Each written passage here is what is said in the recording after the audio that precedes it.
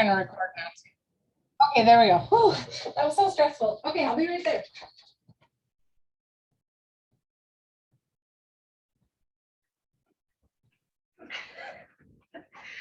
Okay, sorry about that. So we apparently this host has disabled screen share. Oh, shooty cootie. I'm sorry. I don't know why this is so hard. I'm gonna do it from in here. So you know the guy on Wizard of Oz that runs around and changes his clothes? That's what Angelina's like right now. Like he's like the horse with a different color guy who's also great. I'm just gonna do it from here because this is where it's working. And now I'm out of breath and probably look ridiculous. So, whew, okay. So the comic relief, Angelina. What? Thanks for the comic relief. You're welcome. Like somebody's got to do it for us. Okay, I want to share this screen, not our Facebook Live screen. Usually I'm better at this, aren't I? Stop share. Everybody's quiet. Nobody's going to say anything. Okay, there we go. Whew. Thank the Lord we made it. Okay, can you guys see my screen? Yes. Okay. All right, so let's get started. So Melanie actually asked me to do this class because a lot of people have a lot of fear, consumers, and also as we go through this, I know I'm going to be trying to talk agent to agent, but this is also for any consumers that are watching. This is the same information. This is the same for agents as well as consumers. And now that everybody in this room is going to be trained, pick one of them and call them and have them help you with their your real estate needs. So we'll go ahead and get started. So this is my contact information. If you'd like my mobile business card, you can go ahead and just text Angelina to the short code 85377, and then you're going to get my mobile business card. You can download that. You can actually download it right to your contacts. You can shop for houses on it. Like, it's a fantastic app. So go ahead and do that if you haven't, and I'll give you this opportunity again at the end. So the question is, how do you move up or move down in a tough market? So one of the things I want to start out with is that I love these transactions, and I have loved them for many, many years. I used to call myself the move up specialist or property ladder specialist, but nobody really knew what that meant. So it was kind of a weird thing to tell people. I'm the property ladder specialist. So the idea behind this is a seller has a significant amount of money in their home that's just kind of sitting there. They'd like to move up. They'd like to move to a different location. They'd like to move down. They just are afraid right now to pull that trigger because the market is, tough.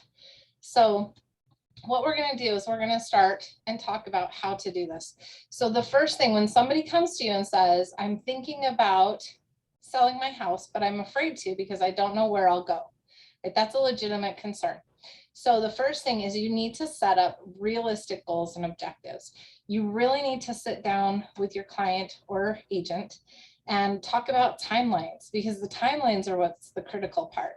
It's not necessarily finding the house. It's certainly not selling the house, as long as you're marketing it properly, which is a different class, but it is the timelines, okay? So you need to know right from the go what's their perfect home so that you can work these two deals nearly simultaneously. And that's where it gets tricky, and that's why a lot of agents don't like them, because it's such crucial timing, okay? But once you're good at it, you're gonna niche in a market that nobody else specializes in, except for me, okay? All right, see, I'm glad Barbara smiled and laughed at my joke, so that's good. And then this is totally interactive, you guys, so if you would like to ask questions as we go through, just unmute yourself. And if you notice I'm looking back and forth, that's because Zoom is on this screen and my presentation is on this screen. So if I'm looking over here, I'm actually looking at you guys because I want to see if you're muting and unmuting. Okay. So, and then Melanie, if you see anybody else that tries to pop in the meantime. Okay. So, okay. So setting realistic expectations and goals. So you want to set up a timeline. So you want to talk to your clients before these deals can actually take a month or two to prepare just because they're so complicated. This is not something that you're going to jump into, list their house, buy a house, they move, the end, everybody's happy. This is going to take some time, strategy, and planning on your part as their agent or as the agent you hire.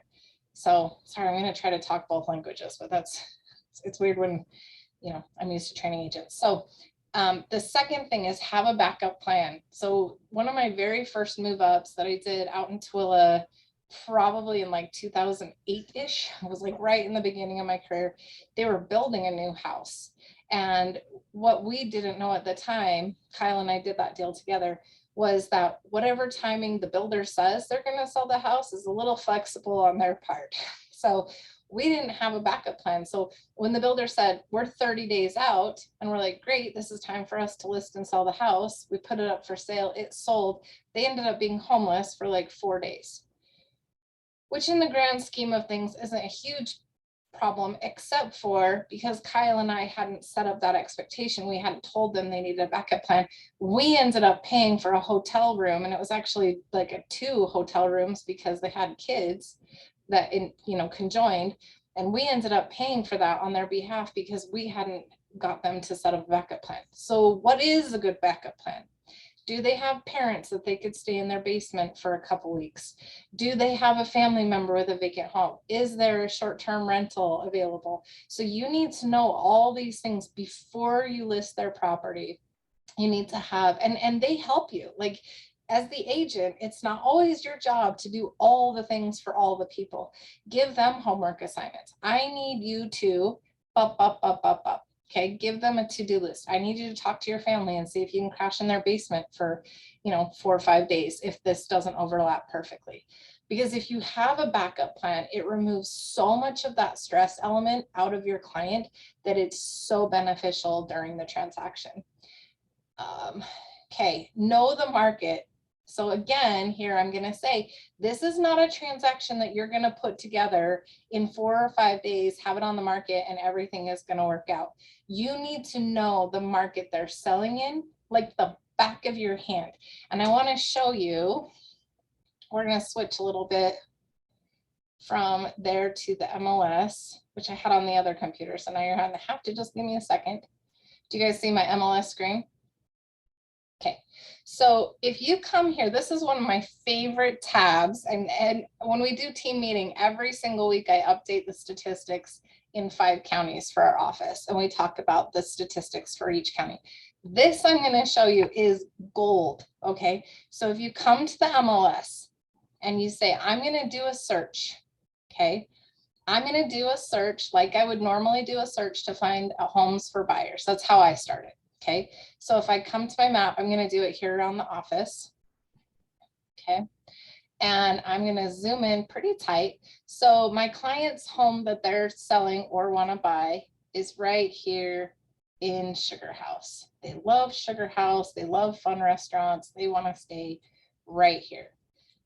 Once I've done that, I know that their home is, let's just say it's 4 bedrooms, 2 bathrooms, and because they're super lucky, they actually have a garage in Sugar House and closets in their master bedroom, but that is not a thing that we're used to seeing. So then we're going to say active. Okay, so that brings it down to 9.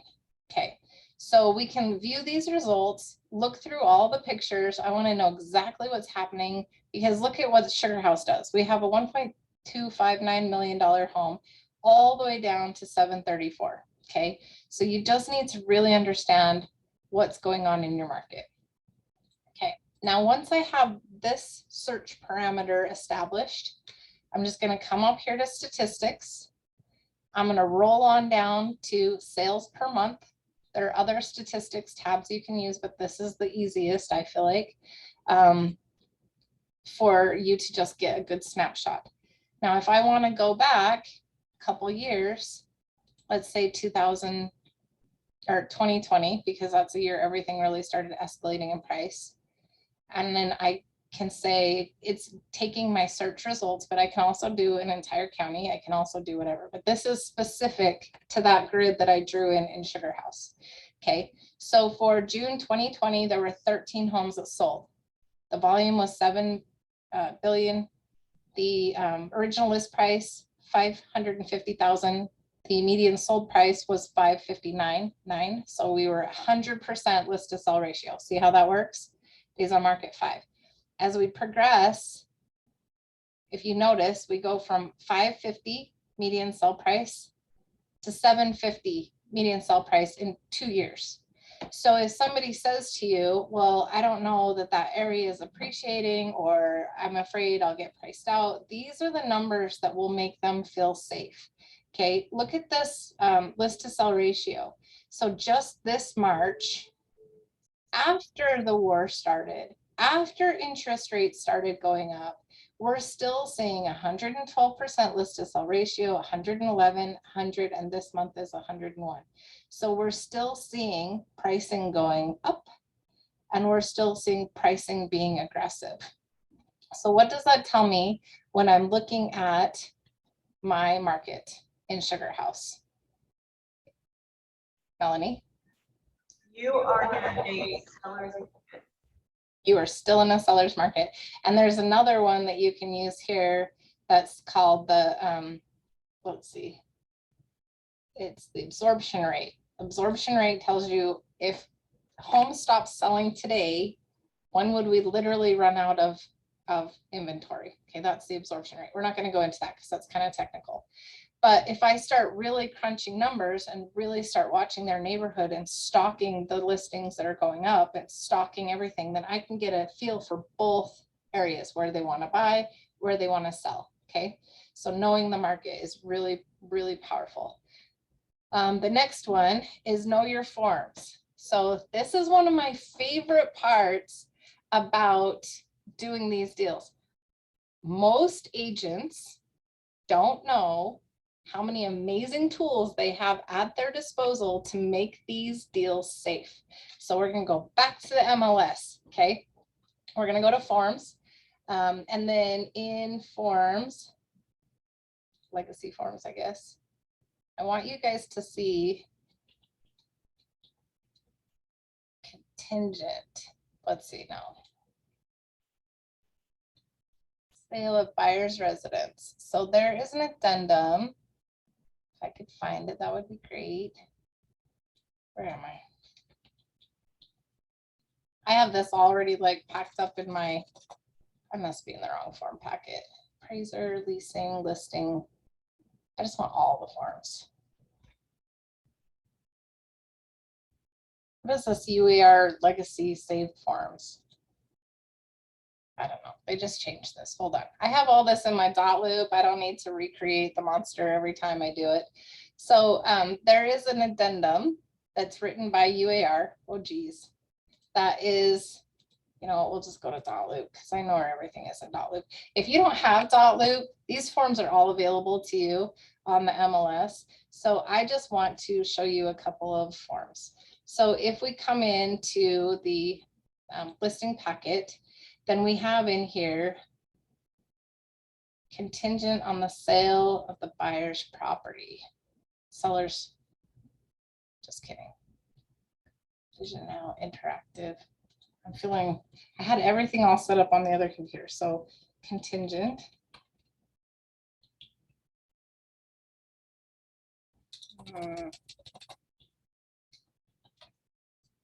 Good Lord. Sale. Okay, while I'm looking for it, we're just going to talk about it. So you can literally bubble wrap your clients. Tell you what, let's do this. In so many layers of safe that it's like unthinkable. So in this home, actually, let me just show you this one. This one.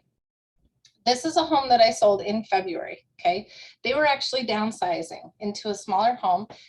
They wanted to use the equity that they had to buy something more affordable that they could live in for the rest of their lives.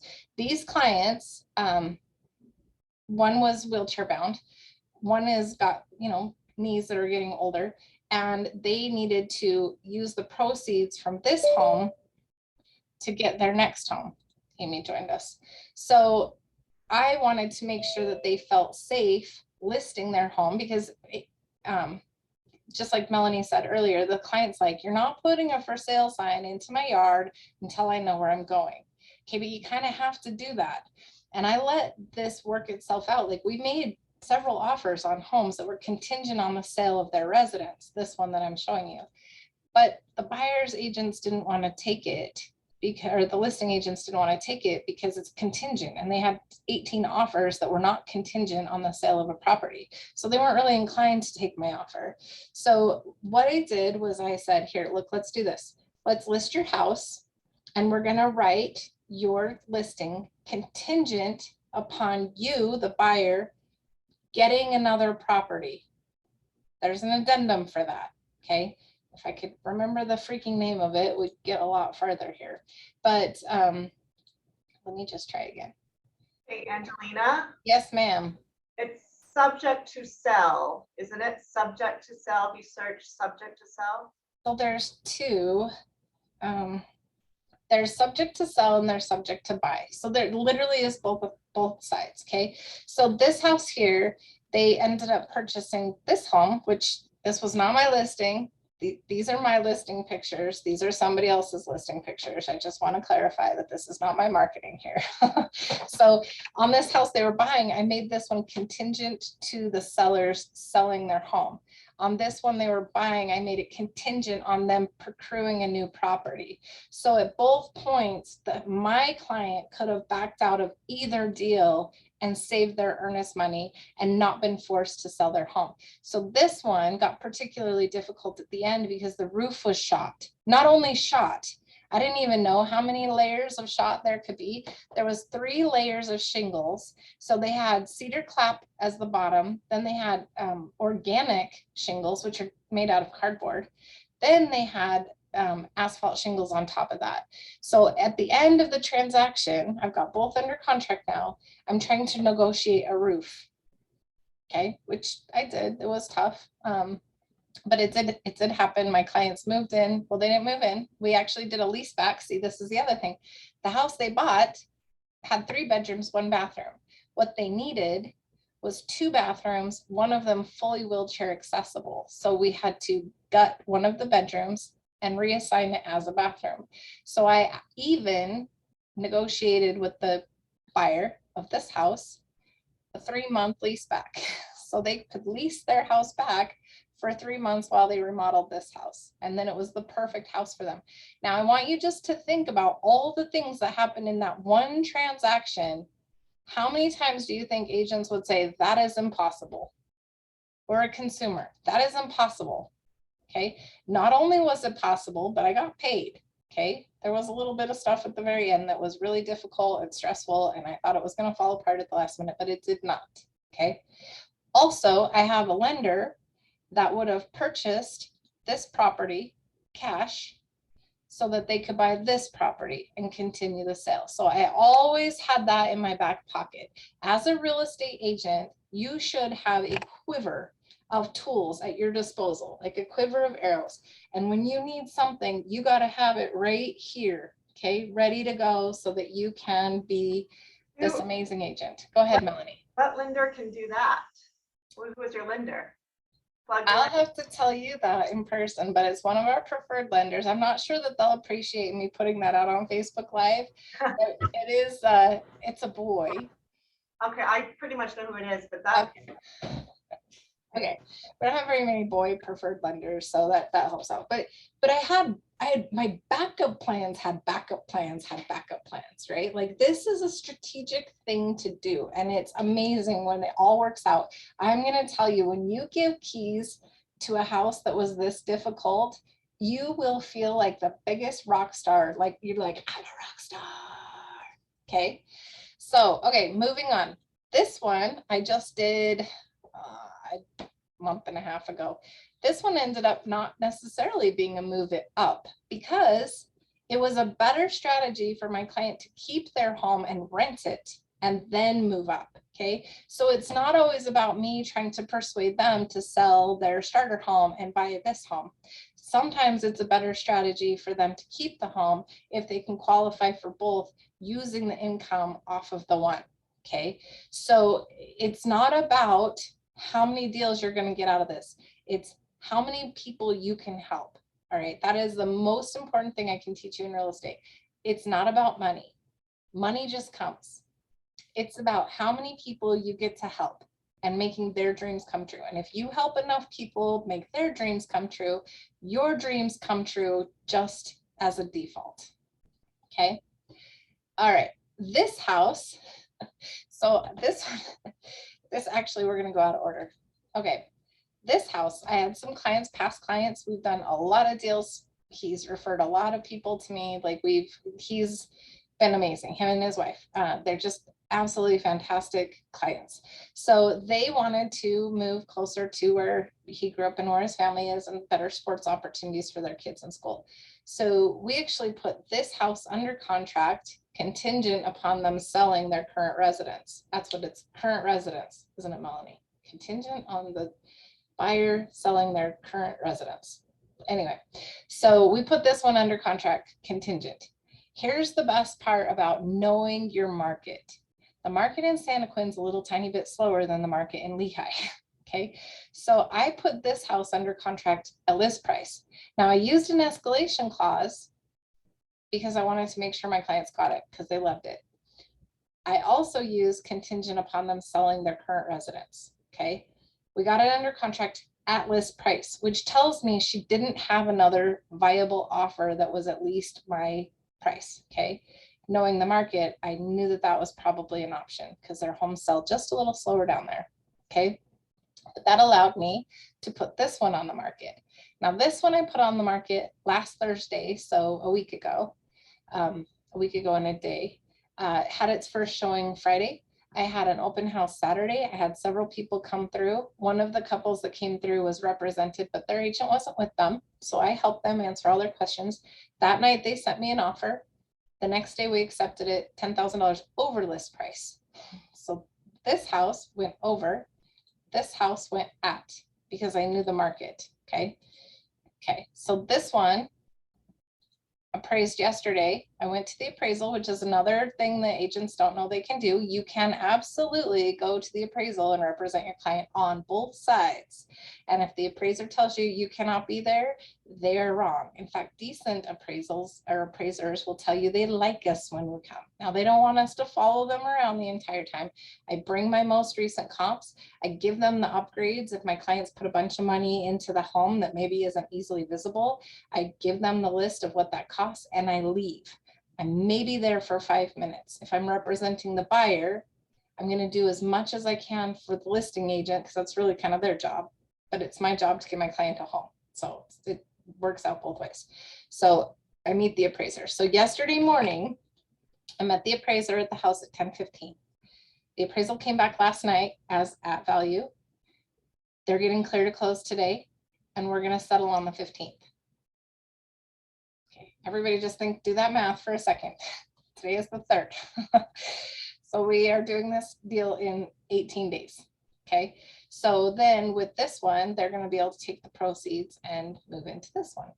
Okay, now I do several of these a year. So these are just my most recent ones that I wanted to show you because this is a tough market, right? And everybody said when the rates went up, the buyers would be gone. But not only is that not true, but they still paid over list price. Okay, all right. The next thing is deadlines, timelines. Here's how I write these offers. Okay, and I'm just gonna pull up the most recent one that I used with soft dates. Who remembers soft dates from the recession? Raise your hand. We used a lot of soft dates. Okay, this is an actual offer because I was actually putting it in as a backup offer. Okay, we're gonna just scoop that part out. Right here, if you notice, under contract deadlines, seller disclosure deadline, 3 days after becoming primary offer. But you can also write that in as 3 days after acceptance of offer on the buyer's residence. Okay, 10 days after. This is according to your lender. My lender told me I could do it in 15 days. Okay, so you have to talk to your lender before you just go ahead and fill in dates because they may not be able to make a 15-day close happen. Okay, you can also use soft dates on addendums. You could just type in here, see addendum 1, and then you could list it out on an addendum. Even in the MLS forms, you can type in this blank instead of, even though it says date and the little drop down will want you to put in a date, you can still type in 3 days after accepted offer of the buyer's primary residence. That's the language you want to use, or ask your broker. Because sometimes I forget that there are other, people out there. You need to make sure that's what your broker wants you to use. Okay. I am a broker. I have a broker, and I still ask him for advice all the time. And Amy too. I ask her for advice all the time. Okay. Does that make sense? Now, what I want to do with these dates is overlap them just barely.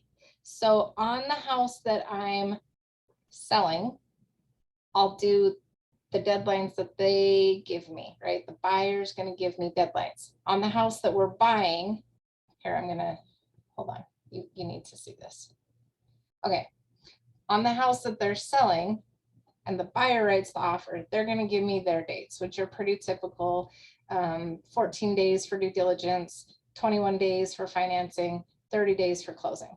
On the house that I'm selling, I'm going to mirror their dates by 2 days. So if they say 14 days, I'm going to use language 16 days after accepted offer. So what I'm doing is I'm stacking my deadlines. So the other person goes first by 2 days. What does that do for me? That keeps my clients safe, right? Because if they cancel for due diligence, I have 2 days to cancel for due diligence. So my clients retain their earnest money. If they cancel for financial and appraisal, I have 2 days to cancel for financial and appraisal. When they settle and close, I have 2 days to settle and close. Do you see how we do that? We kind of overlap them just a little bit. That's the magic. Angelina, Hey, Melanie. so will you repeat that language again? Is it 2 days after acceptance of buyer's residence? Will you say that language again? Yeah, I mean, it doesn't have to be exact because, we're writing words here, but 16 days after accepted offer on buyer's residence. 16 days after accepted offer on buyer's residence. Okay, I got it. Accepted offer on buyer's residence, right? And that's the language that you repeat in here. Those are soft dates, right? Now, the thing about soft dates is, say that this goes under contract on a day that puts your deadlines on a weekend. You're going to have to address that with an addendum, okay, so that you can clarify as clarification, and I always do that anyway. Once we're under contract, I want to clarify and solidify everything. We don't want anything that has not been just really concreted into a contract. So I'm going to go in and I'm going to do a new addendum. As clarification, deadlines are as follows. Okay, does that make sense? Everybody nod. Okay. All right, Barbara's with us. Okay, so contract deadlines. Do you guys have any questions about how I stack those? I'm literally making as many get out of jail free cards as I can on behalf of my client, whichever side of this I'm working. Okay, it's all about get that earnest money, protect that earnest money, protect, protect, protect. That's why we're paid well. Okay, I saw this meme the other day on Facebook. It was so funny. That was like, shoot, I should have looked it up before I started, but it said, if you choose to drink cheap wine, you will get a cheap wine headache. If you choose to use a cheap agent, you will get a cheap agent headache. So when you're thinking of yourself as an agent, you want to be that agent that is a rock star. You want to be that agent that handled everything. And to do that, we're going to talk about that too. You need to have a really strong team. Okay. And with lenders, you need to have 3 of them, like rock star lenders, because we have to give out 3 names. We know that, right? We need to make sure that those 3 people can do exactly what we need to do with the lowest fees, the best turnaround, and the best customer service for our client. That is our job. Okay. So have 3 lenders. You need to interview them. How fast can you close a loan? So I was pretty surprised on this other deal that I wrote that he told me 15 days right now. That's pretty awesome. Okay, but I know it's because he already did all the work. He's pulled her credit. He's not just pre-qualified her, but she's to underwriting, like she's pending property. Okay, those are the kind of agents you or lenders you need when you're doing these kind of deals. Home inspectors.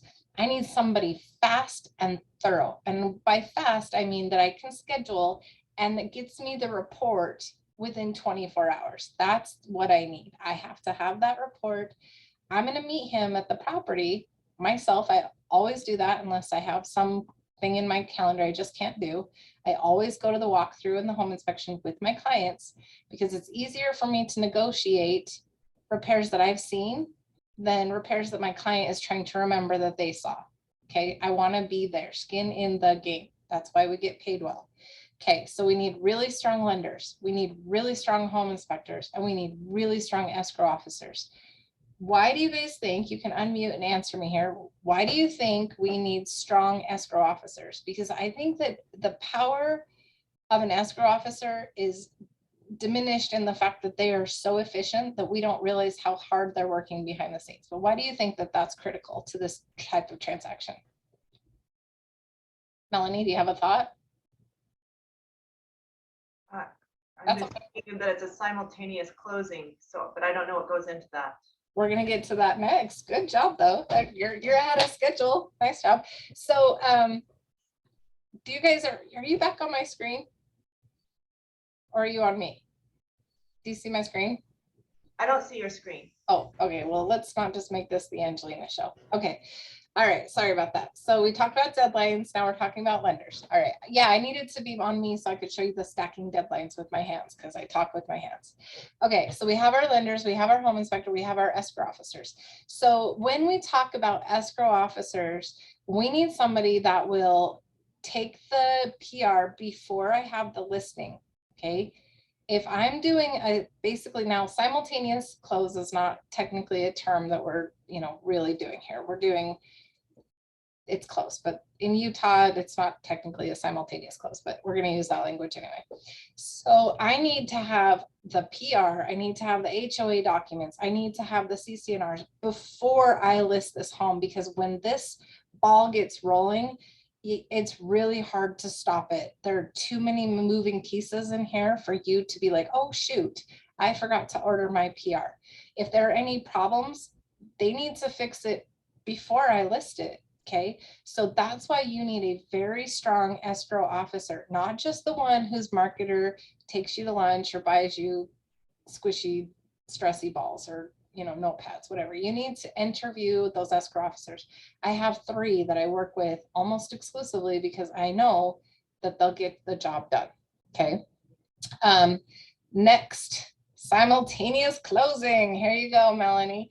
So if we have done all of our stuff properly, we're going to close these deals on top of each other. Okay.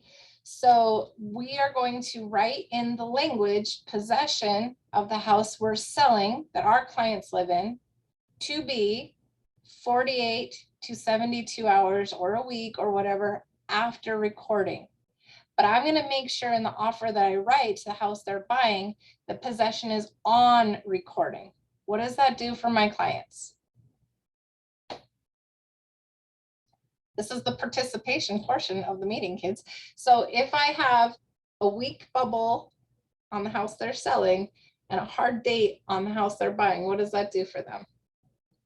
Gives them the flexibility to move, right? It gives them the money to move.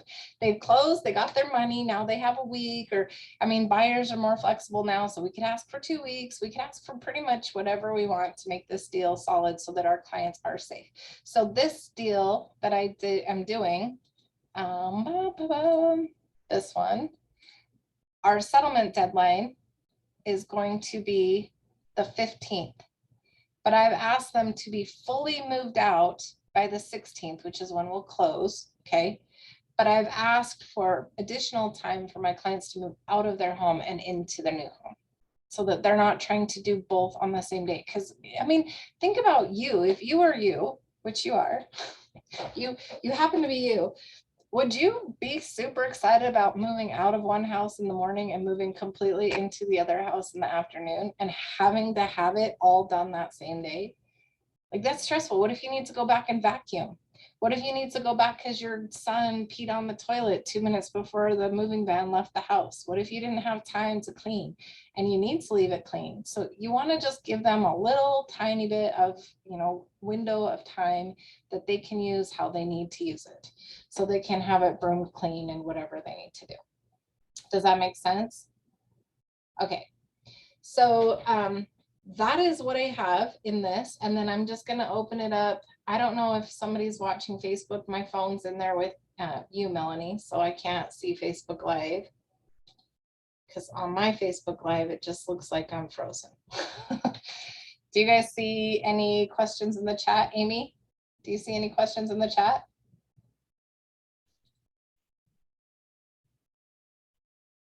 I can look into the chat here on the screen here. Or if you want to bring me my phone really quick, which I left in there while I was frantically running back and forth trying to make the Facebook Live thing work, whichever. Okay, we're going to go with option B.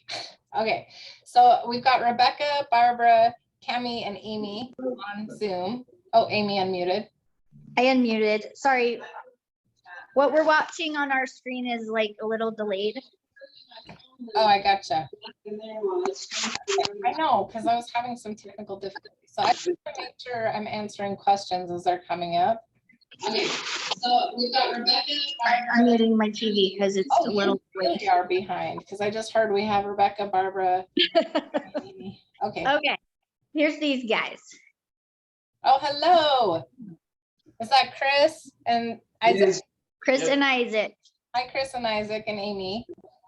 Okay, so let me just see if there's any questions. Do you guys have questions? You guys up in St. George? I've got 3 comments. I know that I will. For the moment, That's weird to do that because it's delayed. Okay, sorry, go ahead again. like you said, for the moment, some of it's over my head. And that's why we recorded it. So once you start coming, and here's the thing, this is the critical part, okay? If you have a deal like this in your pipeline, call us, call your broker. We're gonna help you figure out how to do this so that it works out for you and your client. Like, we have years of experience, lots of years. I don't remember, but Melanie or somebody had like tallied up all of the broker experience we have at Legacy. Was a long time. Was that you that did that? Yeah, I tell people that I have, my team has a combined total of 50 years experience. Yeah. So, I mean, do you think maybe we could learn from each other a little bit? Like 15 from you, 15 from Kyle, 15 from Amy, and 5 from me. I have 18. Yeah, I was 16. We're even older. More Yeah, 3 years. We're nitpicking now. I'm just teasing you now. But really, like, and I'm gonna say something harsh right now, but if you don't have a broker that's willing to sit down and teach you how to do this, you might need to make some additional plans. You know what I mean? Like this is our job. Our job is to help clients through you. You represent us, right? Agents represent brokers. I represent Kyle. So don't you think Kyle should be doing everything in his power to help me represent his clients properly? That's how the chain goes. This is not just me and my broker's making money off of it. Those are his clients. I am representing him out in the field. Okay, so he should be helping me along the way as I need it. It is. What, Amy? We're watching it on the TV and like right here on the phone, and there's like a delay, and so it's really funny. I can see you guys sideways, but I know that you're looking at something. You're not watching some kind of sports game going on, right? See, there's you, and it's really delayed, so it's funny. Okay, so this is what I've got. So do you guys have additional questions that you'd like to ask? Don't feel like nervous about asking questions. This is how we learn. So I think the question is leading up to this point. So for example, you're at the door and, somebody says they want to move, but where would they go? Like, how do you get to the point of even having the conversation? I can help you with that. So I think the most important thing is to listen. What do they want? I think I hate it when companies or trainers or whatever, they focus so much on objection handling. And Amy, you were right on yesterday when you were talking in your live producer interview, where you talked about Alex Sinek thumps in objection handlers for 3 days and before you even knew how to get a client. So that's the cart before the horse. What we need to do is listen to them. What is their concern? What is their objective? What do they wish? What is it Tammy Bunnell says all the time? If you had a magic wand, what would you want? You know, you're knocking on the door and they say, I would love to move, but where would I go? Okay, well, tell me this, Mr. Seller. If you could wave a magic wand and get exactly what you want, what would that be? Okay, if they say, I want to move closer to my mom and dad in Payson. Okay, we can make that happen. I want to move out of state. Okay, which state? Oh, I know agents in Colorado. Actually, I know some really good agents in Colorado because I go to convention every single year. So I can help you on both sides of that transaction too. Would that make your move easier? I mean, we just go back to the script, right? If you were to move, where would you go? When would that be? Will that help you with your sell? And then you start formulating a plan with them. So that's why I say these deals take a little bit more work on the front end, because that's where you're going to structure the timeline and make it relevant to them so that they feel protected. And then with knowledge now, as some of these tools that MLS and UAR provides us, you are going to make them feel safe. I'm going to bubble wrap you over here. I'm going to bubble wrap you over here. And I'm going to be here with you the entire time. And my team. Good Lord, I could not have done this last deal without Jessie, because she was hounding that other agent for docs that were like a week and a half late for the seller disclosures. Like, this is not like a new agent solo team kind of project. Like, this is something that you would bring somebody in on to help you. Good answer. Listen, that's the answer. What is it? They say you have 2 of these and only 1 of these. Okay, anybody else? Melanie? Yeah, so I'm actually in a transaction just like this. My client said, I am not putting a sign in my yard until I know where I'm moving. We've already made an offer on a property. We're competing against cash. I just went in with a great offer with a contingency to sell. I didn't even have a sign in their yard, as you know. I'm just trying to have faith that it'll work out. But so I'm door knocking, trying to find something off market for them. But I would like to go back to them and say, hey, let's put that sign in your yard, because we know I found 2 properties coming up. I know these properties are coming up. I know that they fit your criteria. You're going to have options, but I want to make you, I want to package you up to sell you to the listing agent. Like, I need to have that conversation, even though they've already put that objection out there and they've already said, no way. I need to work through that and say, and ask for it again. Does that make sense? Because maybe they've learned a little bit now. Well, and I had to do that, like with my clients that were moving down, you know, they were petrified. I mean, you've got a woman who's wheelchair bound 100%, and her sister they're the same age, they're both older. They, you know, one of them had pretty bad knees and she's trying to take care of this other sister. And I had to make them feel safe enough to sell the home that is already fine for them and find them a home that was, I mean, their price range was $350 to $380 in February. And they wanted to stay in their same zip code. They wanted to be close to her doctors. Like, there were a lot of moving parts in this deal. But what I needed to do is bubble wrap and bubble wrap and bubble wrap them so that they were so safe that no matter what happened, they would still have a home. And that's the goal. So what you need How to do do you is communicate that to them? You know, you trust yourself. I trust me and I trust my team, but how do I communicate? How do I earn their trust to know that I'm bubble wrapping them that I'm gonna take care of them. So what if you told them that you have a 7-step process for keeping them safe during a move up or move down transaction? Okay, what are those steps? Number 1, set realistic goals and objectives. Number 2, have a backup plan. They don't need to necessarily know all of your steps to know that you are taking care of them by saying, I already have a proven plan to get you through this. Because you do, right? Because it's worked for me, it'll work for you. That's a proven plan. So if you just reassure them and make them feel safe, because that's all this is. If you look at the pyramid, the hierarchy of needs, where is shelter? It's right here at the bottom. Shelter, housing, food, it's right here. Okay. This is the basic. They have to know they're safe here before they're going to make a move. And if they, you know, sometimes it will work the other way. It did in this case with the Pace and Lehigh one. They actually went under contract first and then sold their house. It just is how the timing worked out. So it might.